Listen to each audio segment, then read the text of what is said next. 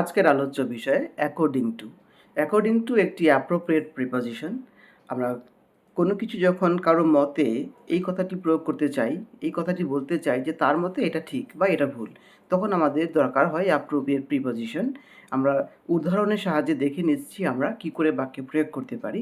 According to the time table, the train will reach hour destination at 9 PM।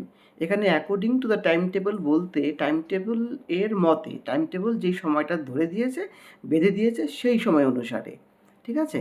অন্যদিকে এবার দেখতে পাচ্ছি according to mister Roy, India will win the final.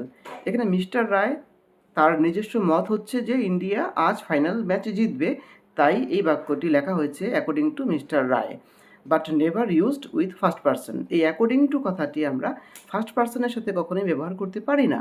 According to me hour new manager is a strict person যদি বলে থাকি, তাহলে বাক্যটি grammatically ভুল হয়ে যাবে, কারণ আমরা অ্যাকর্ডিং টু কথাটি ব্যবহার করছি শুধুমাত্র থার্ড পার্সন বা সেকেন্ড পার্সনের সাথে। এইখানে বলতে হবে in my opinion our new manager is a strict person, বা ইন আওয়ার ওপিনিয়ন হতে পারে।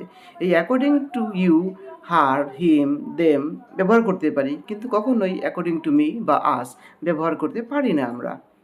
তো আজকে এই পর্যন্তই। Thank you for watching.